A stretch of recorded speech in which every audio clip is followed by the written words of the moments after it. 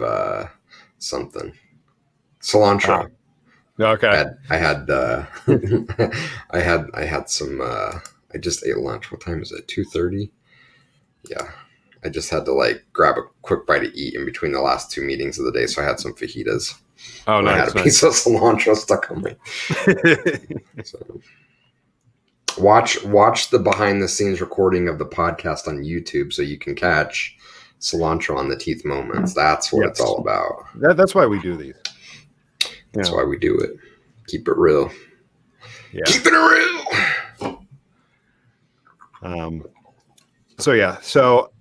So full disclosure, we're recording this in the middle of December. This I'm actually going to put out in January. It's going to be our first new episode back after the new year. And so one of our last episodes, we were talking about how to properly wrap up the year. Mm-hmm. We talked about like taking the time to sit down and put notes together. So either you remember where you left off, depending upon how much time you're taking off, or just like things are going to slow down in general for many people work wise, even if they don't fully take time off. Putting the notes together, where you were, what you were working on, where things need to be picked, where they need to be picked up in January. So I want this to kind of be the companion episode to that. So let's just pretend, since we're recording this beforehand, but we're back, after the new year. Like, how do you start off the year strong? Is so that and I don't want to go down like the kitschy New Year's resolution route. I'm going to take better notes, or I'm going to be more productive in meetings, or I'm not talking about that. Like, I'm like, you and I have spent the last 2 weeks talking about like, let's make sure we get these things finished up so we have time to plan, and then we have a good way of starting the year fresh. So, maybe I can get it started. So like, one of the things I'm looking to use the holidays for is for a fresh start. And again, I don't mean that in the context of cliche New Year's resolutions.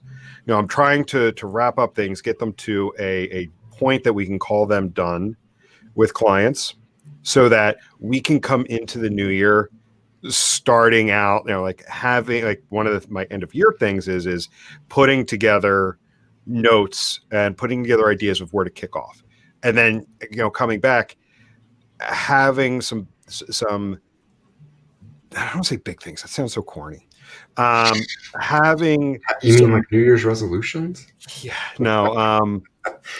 Like fresh ideas.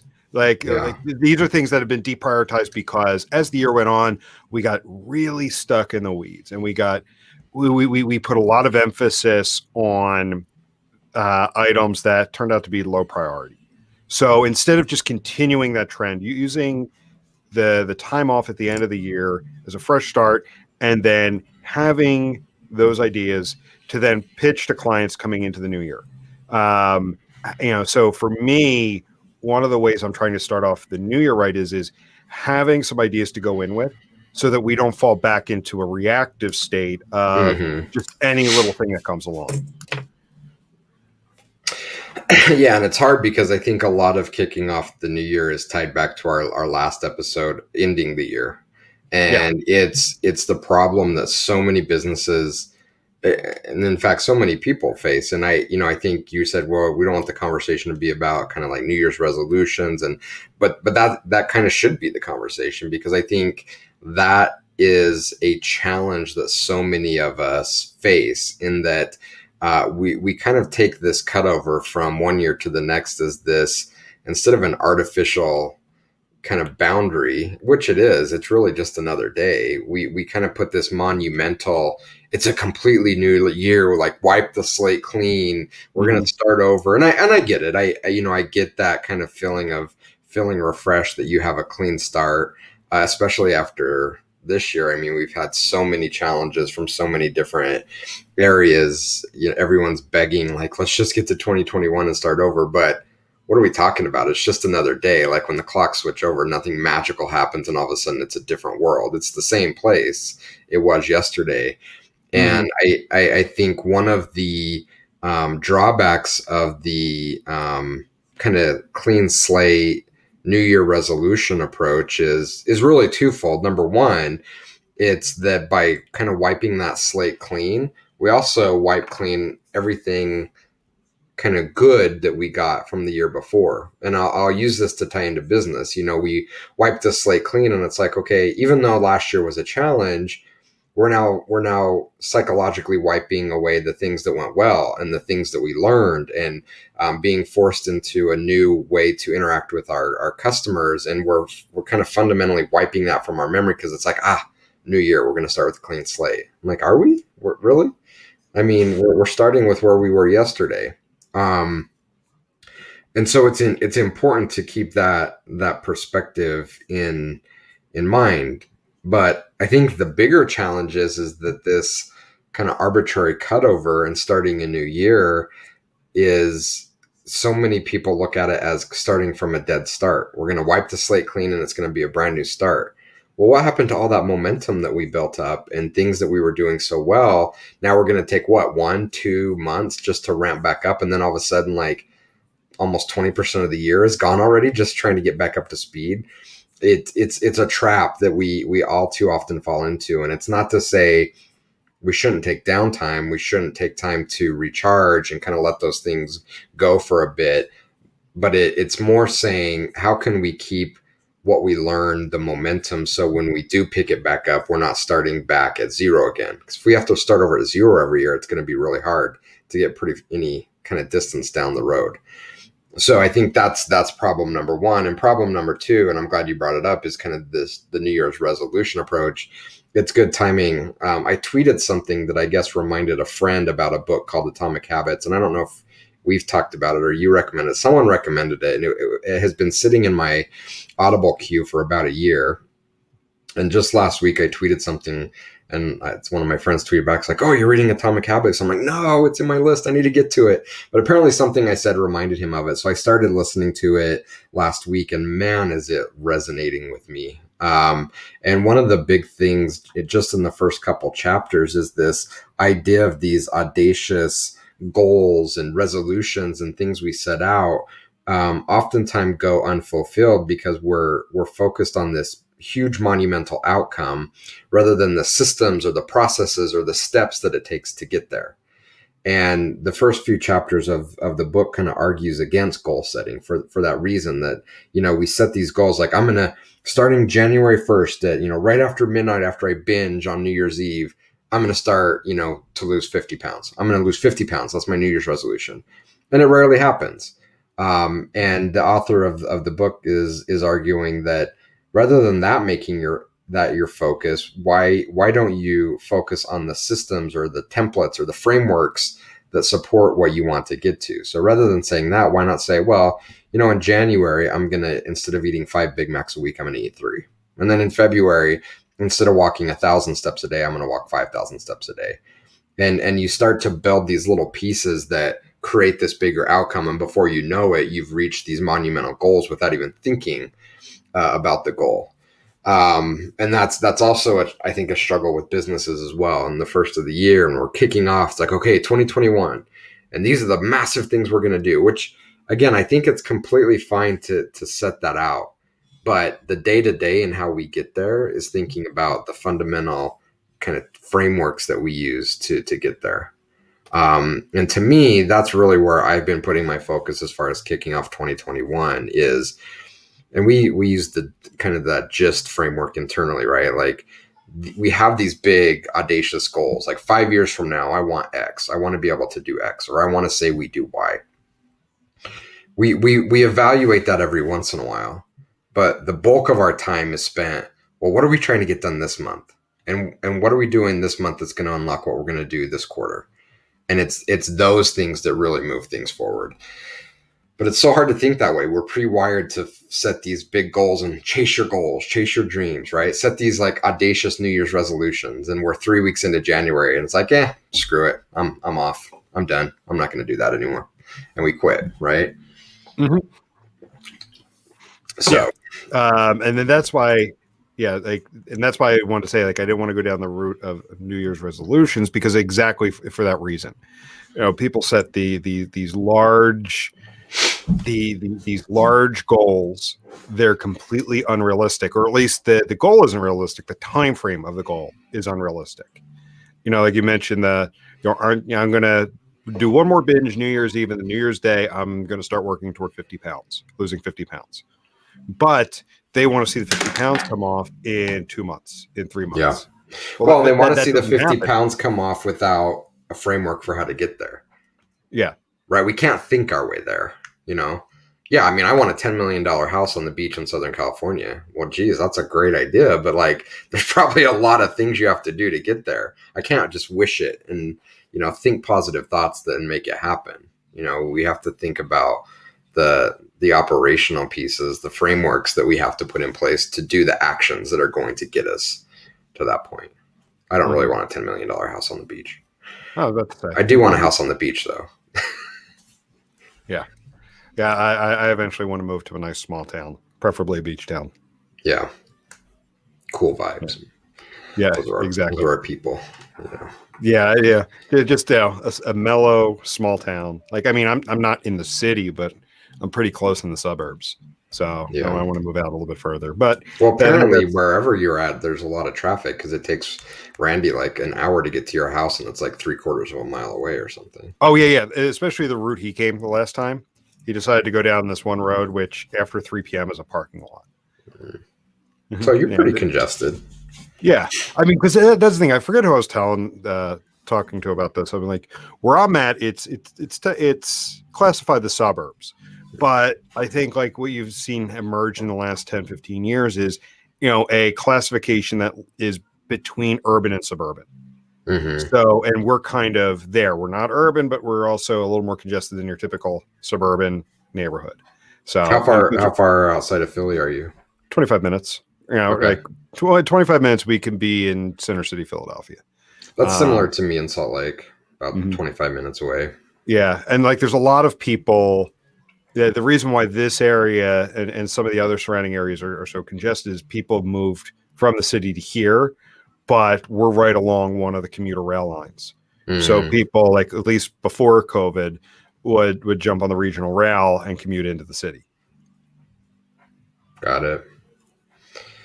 Yeah, it makes an interesting dynamic. I can get to Salt Lake. Once I'm on the freeway, I can get to Salt Lake really quickly, but getting through the town and onto the freeway on the on-ramp, I have to go past a bunch of new development. I go past the Adobe campus, and it takes me 20 minutes to go from my house to get onto the freeway. Once I'm on the freeway, boom, I'm there. But there's so much congestion in the city suburbs now that it's you're kind of, as long as you stay put, you're okay. But if you want to branch outside of that, which reminded me of a conversation I was having with a friend in Southern California. I can't remember what specific city I was in, but we were having sushi at a restaurant somewhere in the south side of LA. And I'm like, this is a beautiful area. I love this neighborhood. He's like, yeah, we love it too. And that's the important thing. If you move to this area, you have to love your neighborhood because you never want to leave this 6-block radius. Because if you do, it's just hell to go anywhere. So you better hope you can just move around your little bubble. But that's kind of what it's starting to feel like here. It's crazy. Outside a little bubble sometimes, if it's the wrong time of day, it's just the traffic and congestion, even during COVID, is horrendous. Yeah. And that was the thing, when we were looking at houses, I had some family that moved 45 minutes away further west of the city. And for us, just what we're looking to do, my wife's job, at least at the time she was driving into the city, various other factors, and just some of our close family and friends are in this area. We're I don't want to move out that far, at least not yet. Because I've got some friends where something happens, or just a random hey, what you doing? Yeah, come on over, let's hang out. It's a matter of we can get up and go. Whereas if we moved out to where some of my siblings moved out to, that goes away. It's we got to pack up the kiddo, we got to see what time it is. Let's bring pajamas because we're going to want to make sure that we can change them into that before we drive home for an hour and 15 minutes. So when we get home, we can put them right to bed without waking them up. And it's I'm not ready for it's a whole procedure. Yeah. It's a whole operation at that point. Yeah, I hear you. Well, back on our topic, I'm interested kind of what you've done in years past to kick off a new year, and what's worked and what hasn't. We've talked a lot about kind of New Year's resolutions and goals, and I don't think I've ever set one, and I've tried to kind of do it every year, and it always falls flat. The one that I've been the most consistent with trying to get done is the last couple of years. I've set a New Year's resolution to read more books, and I've set like a number of book goal. And I've 2 years ago I did pretty good. This year, like I've been horrendous. I can't hit any of these goals, so I have to tweak what I'm doing as well. But I'm interested, kind of, what have you learned? What has worked? What hasn't? What are you planning on doing this year? Yeah. So, I mean, in the past, I've gone the kitschy New Year's resolution route for work. Like, I'm going to have more productive meetings. Every kind of cliche. And it was about 10 years ago. That's when I realized like that stuff's just not going to work. Like, Yeah. it's if anything, it's what I've found has started to work in the most recent few years is being proactive. And again, like that could be easily, turned into a New Year's resolution of, oh, I'm going to be more proactive. It's no, like actually doing that. So like one of the first things I'm doing right now so that I can do this come January, 4th, when we get back, is I'm putting together ideas for each of the active client engagements I run, Mm. and like setting out like objectives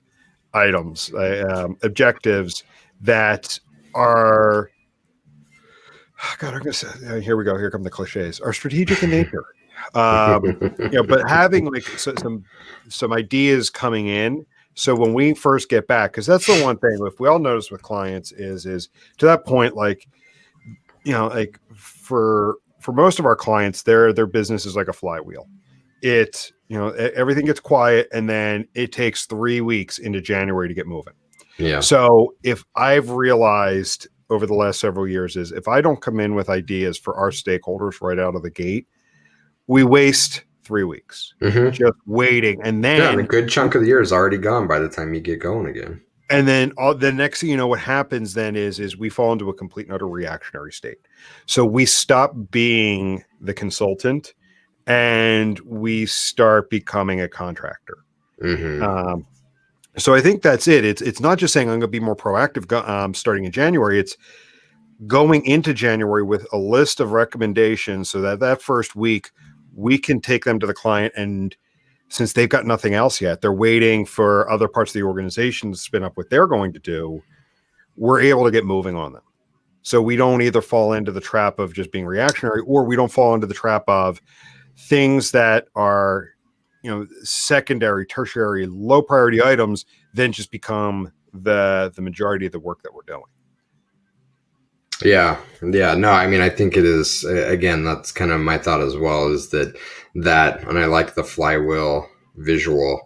That there's really no reason to have that kind of grind to a halt and then have all of this momentum to try to pick back up. It's amazing how quickly the year goes by, and all of a sudden we've lost so much momentum to get going again. Yeah. And I mean, I think, going back to what you were saying earlier about like the new year kind of being this artificial boundary, I do think it's good, because one of the things is I think there's positive and negative with like that momentum slowing. As long as you can make it a lot of good, it can do a lot of good for you if you properly prepare for it.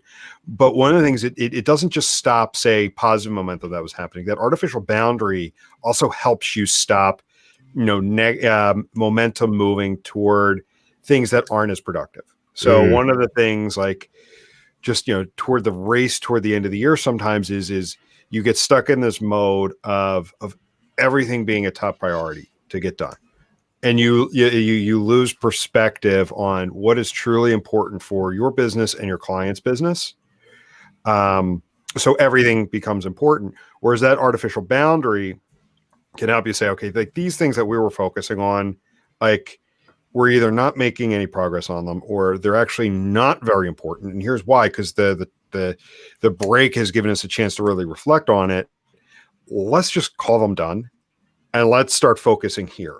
And these are some areas that could give us some positive momentum coming into the year. Yeah. No, I agree. So one of the things that in 2021 I really want to focus on doing. And I can't remember one of the words you said kind of reminded me of it. And I stole the idea, the tagline from Patagonia in their Less is More campaign, where they're really focused on sustainability. And I thought, man, why can't this apply to analytics and Martech? So it's really something that I'm going to take some time and think about in the first part of the year, and really want to get going in 2021 is a less is more approach, and really having that informed sustainable analytics. We've kind of talked about the Martech slide and joked about, and it's like, oh, here are the 50,000 solutions that are in your stack. It's so overwhelming. And it's incredibly frustrating to watch companies make these massive investments. And I think I must have, I don't know if it's my transparency or if I've kind of beaten the path that people first approach is something that we're passionate about. But dude, it's amazing. In fact, I had someone reach out to me right before we jumped on this podcast, said, can I have 5 minutes just to vent? I'm in this job, I'm overwhelmed. And oh, by the way, this person's leaving, and now I'm going to have to do their work too. And we have 15 solutions I'm responsible for deploying in our stack. It's overwhelming. This is a frustrating place to be. And we see more and more sophistication being rolled into these stacks, and less insights and value actually being created from them. And oh, by the way, people are more miserable than ever working in these environments. So it's something that I really want to focus on. And I put out a little bit of a flippant tweet earlier today where I said something like, we need to be taking a less is more approach, because I see all of these companies talking with fervor about, wow, we're going to do this amazing stuff with AI and predictive and machine learning and multi-channel attribution, and it's going to be so amazing.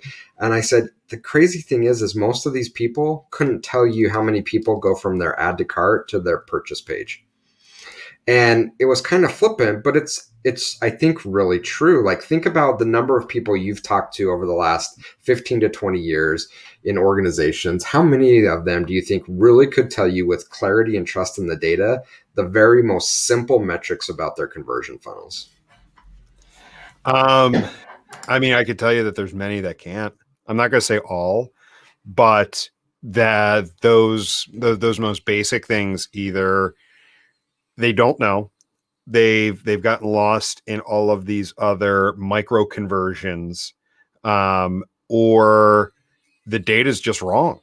Yeah, the data's wrong. The data's overcomplicated.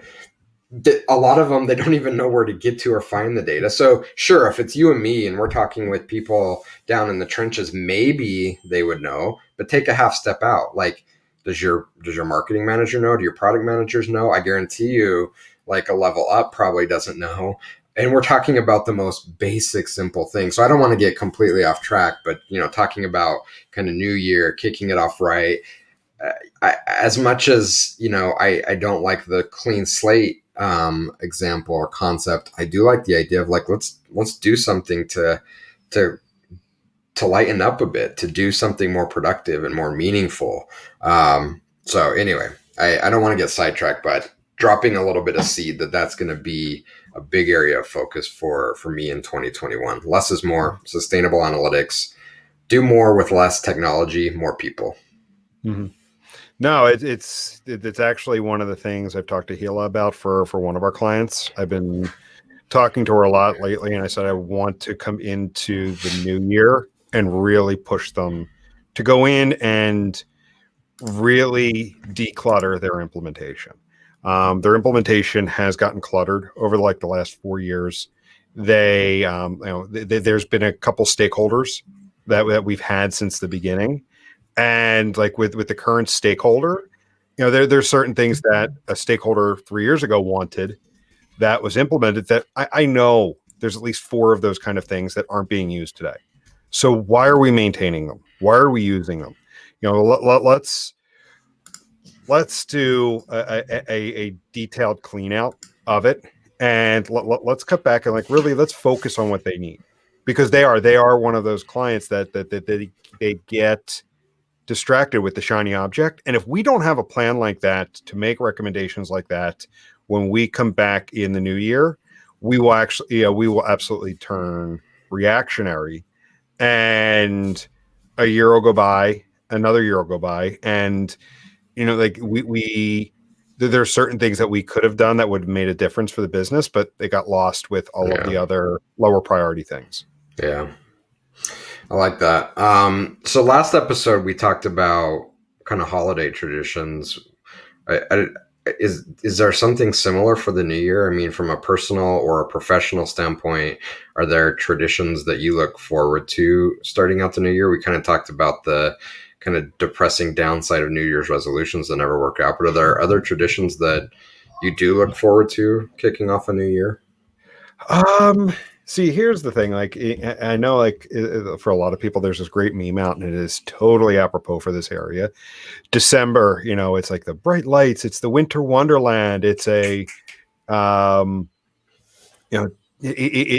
great out. January comes around, and it's a cold gray bucket of suck. All the lights are out. It's just cold gray, depressing. That's just this area. It's what I've tried to do more and more in recent years is to really just shut off for the last 2 weeks of the year. Just really just clear my head, so that to help get out of the monotony. So it's not that I necessarily have traditions coming into January, coming into the new year. If anything, it's taking time to just shut off so that there isn't just the monotony of work. It's like, oh, here comes another year, that kind of thing. Mm-hmm. And I think that's important this year, because I don't know about you, but towards the end of this year, with all of the COVID related things and lockdowns and homeschool, and I don't even know what day it is anymore. It's just feels like it's like this kind of process, like get up, try to figure out schoolwork, try to figure out how to work with everything else going on, maybe find something to eat, maybe watch some mindless TV for a bit, go to bed and repeat again, just ad nauseum, right? I don't know about you, but I've just felt it towards the end of the year. It's like, I feel like I am stuck in this like repetitive, this must be what it feels like to be on the rat race in the corporate world. Like it's just the same thing over and over. It's like, oh, let me off this hamster wheel. Yeah, no, I've been feeling that too. Like that's why. And again, just to go back to what we talked about last episode, what we talked about like is having ideas coming into the new year. That's why I'm trying to spend all of my time now getting all of the thoughts out of my head so I can actually shut off during the last 2 weeks of the year, like actually just completely disconnect. Fortunately we're in a position where like we're not tech support. So it's not like we're on call for anything, just actually being able to turn off the laptop and, like go have fun with my son. Like he's getting to that age where like he's learning how to actually play with toys, not just hold them, not just throw them, but actually like play with them. So like I'm looking forward to just time doing that. With the lockdowns, a lot of things that we would normally do this time of year are closed, but we're looking for other things that we can go do during that time. So we're also not just sitting in the house, like things that we can go do to get out, so that so I can try to get rid of that. Like we've kept our son home for the last 2 weeks, and it's been hard. Like I mean, I knew it was going to be. But it's been hard trying to balance like my wife's work schedule. Like she's working from home, but doesn't have like the flexibility that I have. So just trying to get my work done, get her work done, us not just be those parents that plop them in front of the TV and say, here, watch TV for the next 8 hours, like try to take them out. And, like even just this morning, I took him out and we just walked around the block multiple times just to get out, get some fresh air, get him moving. So yeah, I'm rambling at the moment, but I think if anything, I think we're feeling what a lot of people are feeling, and I know like I've got some friends who are in the same position. Like, can we just can we just call it done at this point? And can we just have some time off just to get away from everything? Yeah. Yeah, no, we need that, and we talked a lot about that in last episode. So hopefully, as we hear this and as our future selves, we're hearing this in 2021. We listened to our own advice back then, and we're now rested and mentally recharged and ready to go. And again, I think the most important thing, whether it's personally or professionally, is January shouldn't be a wasted month.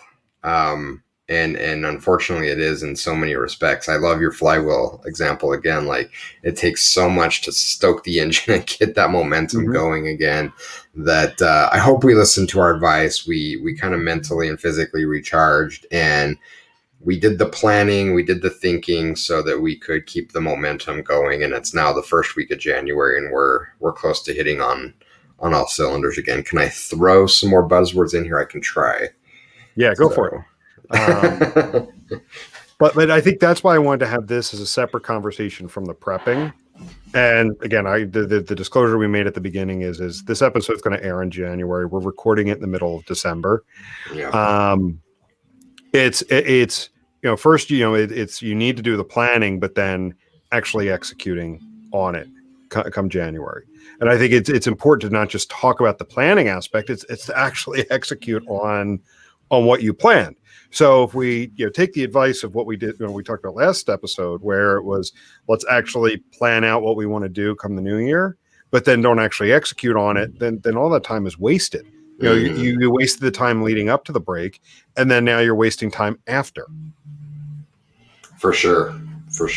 And I think it's very common. So if it is happening, we shouldn't beat ourselves up because I think it's more common than not. But it's a good reminder that to do kind of extraordinary things, it's not a massive change in thinking. It's like some little tweaks here and there, and you're operating on a whole different level than most people. And that's the thing, is most organizations, you want to talk about like agencies and the billable model is like what you and I have talked about doing next week, really focusing on planning, thinking, organizing, putting out some plans for when we were going to come back. None of that's billable in a traditional model. That's right. So there is no incentive for most organizations to have the majority of their people sit back and say, yes, take a week to plan out where you want to see things when you come back. It's like, no, you work up until we say it's time to leave for the holiday. I still can't believe we did that for so many years in our career. Like, how did we remain sane, and how did we get anything done? Like, my logical part of my brain is going to really bad places, saying we said we worked 38 client hours a week, but I don't think we really did. So. But yeah, that's why people, like, it's work becomes mundane for them. Like, it's through the years, you want to talk about habits, through the years I've tried to find areas throughout the year to force us to pause and think about, like, what are we actually working on? So it's not actually that mundane feeling. The holidays is one. Up until this year, Adobe Summit for us has been another. We've oftentimes, our clients are there, we're there. Yes, there's when it comes to conferences, there's always a lot of rah cheerleading, new feature, reveals and whatnot. But it's also a time that you're away from the office. You're getting some ideas. So it gives you, again, that break to say, what are we actually working on? Let's really cull the deadwood, stuff that's not getting us anywhere, stuff that's not productive, stuff that is really low priority. But for some reason, since we've gotten so deep, we've pushed up the priority on it. So there's Adobe Summit was another one. A lot of times summer vacation. I try to take a week or two off in the summer. Try to use that to say, like, push yourself to get, as much done as possible leading up to it. Some thoughts again on when we got back, but then really use that as a chance to stop the ongoing conversation about minor things and make sure we then push the major things again. Yeah, for sure. And speaking of that, we're not going to have Adobe Summit again, which is I going to know suck. I'm still bummed about that.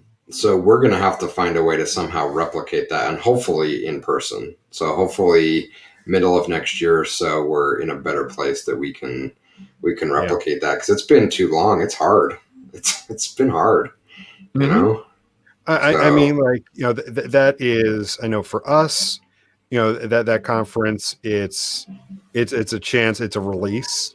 It's a chance to do some, just, have some out of office fun with clients. The client dinner Helos put together the last several years is it's always been fun. We always get hear great feedback from clients, and one of the things I've always tried to do is just meet up with folks for coffee, and the conversation always meanders, just like today. It'll go yeah, from some kind of business related topic to, oh, where are you going on vacation this summer, back to, hey, did you see them talking about this feature, what can we do to get that integrated? Like, it meanders back and forth, but what it does is, again, it kills the chatter about non-essential, like, low priority tasks that just clog up the queue and forces you to reevaluate what we should really be doing. yeah.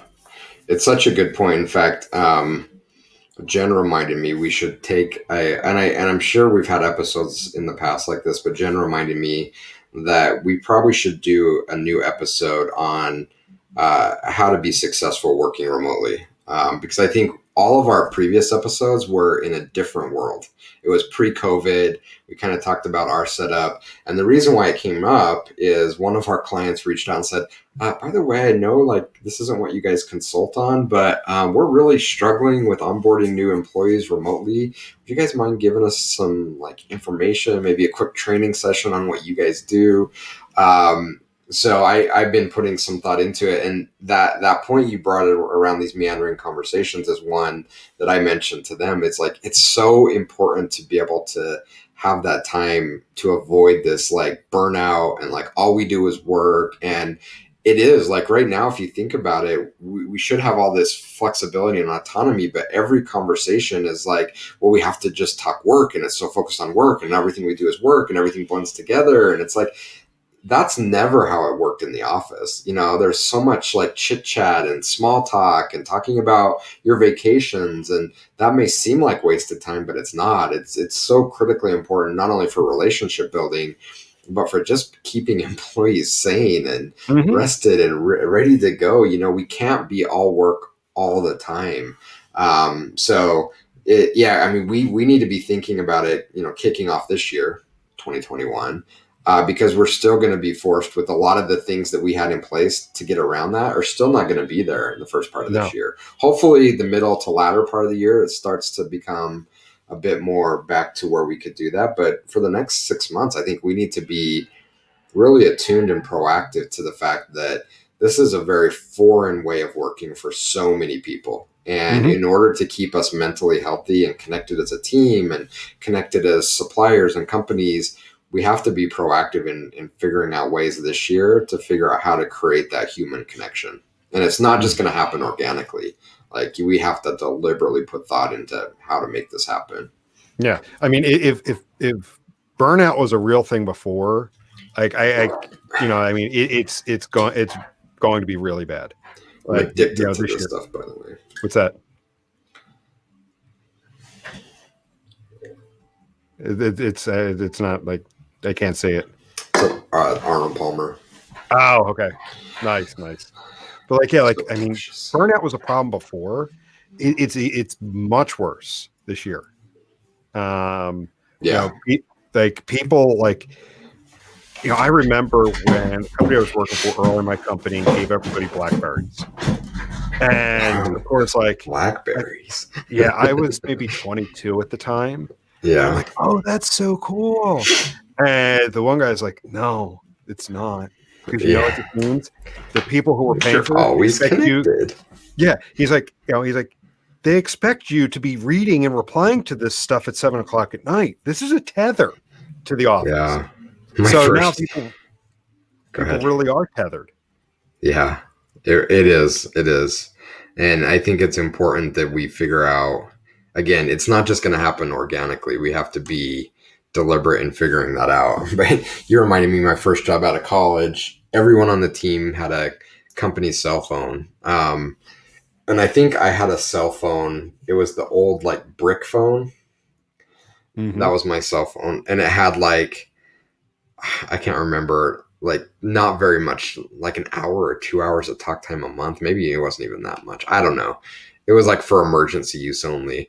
Um, and everyone on the team had a phone, and I rejected it. And they're like, "Oh, they're so cool! They're Nokia flip phone, like this, flip the phone. It's so cool." I'm like, I rejected it for 2 years. I was the only one on the team that had it, and they were like in the beginning, "This is so cool," and then like a year into it, they're like, "Jason was the only smart one on the team that rejected Yeah. the phone because now we're always on call." I'm like, "Yeah." I don't know. Eventually, I Mm-hmm. caved, but Yeah, I mean, think about it. Like, you've got your laptop at home, mhm. and you even recently talked about how you talked to a client about how she's seeing like going back to the office the way it was. I don't think they're ever going to go back to the office the way they did. They will, I think, probably toward Yeah, the middle of next year start to go back. They've started letting people come in, like in small groups here and there for certain reasons, but like a lot of those folks, like they were told it was temporary. They were told it was a month, then it was 2 months. So they really didn't take the time to set up the home office. hmm, Like what about those folks that still haven't had the time or may not have the space in their house to do it? So they're setting up at the kitchen table. yeah. So, like the laptop is always there. They don't have a dedicated space that they can walk away from, turn off the lights at the end of the night and say, "Oh, I'm done work." So two things that I made a somewhat conscious. One was more forced, but I got rid of my laptop, Mm-hmm. so I have a desktop now, and that kind of tethers me to where I can work. Before it was like, okay, I'll just drag the laptop onto the couch and I'll do some emails or work here. I'm like, got rid of my laptop. I'm like, I don't go anywhere right now, so Mm-hmm. I bought a Mac Mini and I threw it on my desk. I'm like, I can only work right here. I'm like, sometimes I wish I had it so I could go out on the back deck, but I'm like, you know what? I need that break. But I've also made a conscious decision here to not put certain communication apps on here because, especially from clients, where clients have like Slack channels or things like that, if I had it here, I would never be away. Mm-hmm. And so, as much as we want to stay connected and proactive, I think there needs to be a healthy balance there, and making that decision to kind of put some barriers in place physically to say, I don't have the willpower to do it, so I'm going to not install apps here. I'm going to tether myself to a desk by getting rid of my laptop. For me, it's been good. Otherwise, like, it's just too easy to be always on. I Oh think yeah. that was one of our very first episodes, wasn't it, with Yeah, John? that was an early episode. It's a great one to go back and listen to. We should Uh, relink it up in the show notes here because that was a good one. yep, that's what I'm going to do. Because yeah, I mean, and we recorded that one 2 years ago. Yeah, that was a while ago. The problems with being always on, and yeah, I Hmm. think people are really seeing it. I think that's why, going back to what you were saying, how you're feeling, I don't think it's an uncommon feeling. I think most people are just like, all right, I'm done. Just like Hmm. let's take off for the month of December, and we'll all pick back up in January. Yeah. Yep. Yeah. So, I know we're excited about vaccines and potential coming out. I think we need to be realistic that it's not going to be a silver bullet quick fix. And we can't just expect the new year to come, kind of, I guess, wrapping this up and tying a bow on it. We can't expect to just create a clean slate and have all those Mhm. things magically fixed. My biggest piece of advice for getting this year, 2021, going and off on the right foot is let's think deliberately about our mental health, our work health, and not just expect things to work and know for at least the next 6 months this is going to continue to be hard, and we need to make some informed proactive choices for being more well balanced, better taking care of our time, not being plugged in and on all the time. If we don't deliberately try to figure that out, the default is we're always going to be connected and on and struggling and trying to connect with coworkers and friends, and it's not going to work. So Mhm. we have to put in the work to figure out how to make this happen. Hopefully in 6 months time from now, it will be a little easier and we'll have more in-person time and easier to connect. But until then, we're going to have to put in more effort to make it happen, I think. Yeah, I don't know who said it, But the quote goes along the lines of, if you don't have a plan, you become part of somebody else's plan. Yeah, that's true. It's true. So cool. All right. All right. So yeah, I think we can go ahead and wrap it up at that point. So it's been a good show. It's been a good one. Yeah. And that's what I like about it. Like I do like the meandering topics, because it's real one life topic all the time. Yeah, it's real life. And that was kind of the charter for how we wanted to start out the show. I think the visual I gave you guys was, if someone walked past like a group of people having, let's say there's a group of people at a conference or something, sitting in a bar or at a restaurant table talking shop, what would the conversation sound like? And it's not scripted, and it's not singular in focus, and it's not one topic. It kind of meanders, and maybe there's a single topic that ties it all together, but those conversations just kind of bounce all over the place. And to me, that's always been the fascinating thing of like, that's what I want to see. I want to see and hear that real life conversation. And there are amazing podcasts out there that are well scripted and produced, and they're awesome for what they are. But I just think there's a lack of just realness, speaking, kind of thinking about reality TV back in the very early days. I think it was as pure as it could be with like episode 1 of MTV. What was it? The Real World in San Francisco with Puck. And I can't remember the rest of the crew's name. That was about as real